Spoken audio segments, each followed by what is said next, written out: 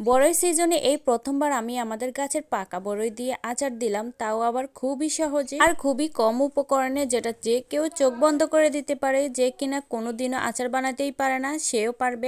আজকে সকাল সকাল আমাদের গাছ থেকে এতগুলো পাকা পাকা বড়ই পেরেছে, তো আমি সবগুলো নিয়ে সুন্দর করে পরিষ্কার করে ধুয়ে নিচ্ছি। ভাবছি এই পাকা বড়ইগুলো দিয়ে আমি আচার দিয়ে দিব।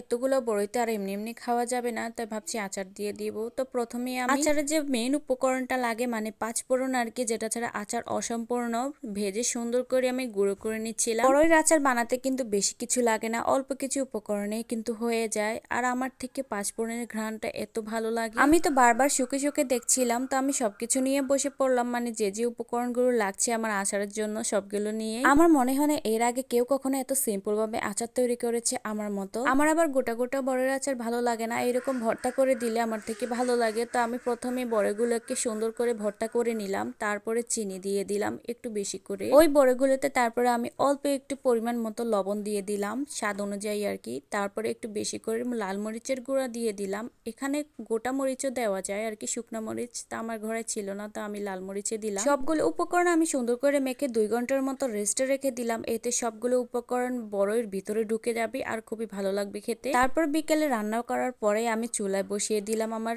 বড়ইগুলো, কোনো রকম তেল ছাড়া আমি কড়াইতে এমনি এমনি দিয়ে দিলাম। আর এর থেকে একটু একটু করে পানি বের হতে লাগলো। পানিটা শুকিয়ে যাওয়ার পরে দিয়ে দিলাম লেবুর রস, একটু টকটক ভাব আনার জন্য। আমাদের ঘরে তেঁতুল ছিল না, তাই আমি লেবুর রস দিয়ে দিলাম। আপনারা চাইলে তেঁতুলও দিতে পারেন। তাছাড়া আমাদের বড়ইগুলো একটু বেশি মিষ্টি, তাই একটু টক ভাব আনার জন্য লেবুর রসটা দিয়ে দিলাম। এরপর সবার শেষে পাঁচফোড়নের গুঁড়া আর জিরার গুঁড়াটা দিয়ে দিলাম। বেশ, আর এক্সট্রা অন্য কোনো উপকরণ দেওয়ার প্রয়োজন নাই, এতেই হয়ে যাবে। চাইলে আপনারা কিন্তু সরিষার তেলও গরম করে দিতে পারেন। আমি তো তেল ছাড়াই করলাম, একটু শুকনো শুকনো করে, তাই আর সরিষার তেল দিলাম না। তো আমার আচারটা রেডি, তো আমি ঢেলে নিচ্ছি একটা থালিতে। আর এই থালিটা করে আমি কালকে আবার রোদে দিব এই আচারগুলো, যেহেতু আজকে আর রোদ নেই, সন্ধ্যা হয়ে আসছে, তাড়াতাড়ি ইফতারের আয়োজনটাও করতে হবে। মাশাআল্লাহ, দেখতে খুবই সুন্দর লাগছে, একদম হুবহু কক্সবাজারের আচারের মতো। ঘ্রাণটাও অনেক সুন্দর লাগছে। চাইলে আপনারা এইরকম সহজভাবে অল্প উপকরণে এইরকম বার্মিস আচারের মতো দিয়ে ফেলতে পারবেন। বিকেলে তো খেতে পারি না, তো ইফতারের পরে অল্প একটু নিলাম আর সবাইকেও দিলাম। সবাই অনেক প্রশংসা করেছে, মাশাআল্লাহ এত মজা হবে আমি ভাবতেই পারিনি। ভালো থাকবেন সবাই, আল্লাহ হাফেজ।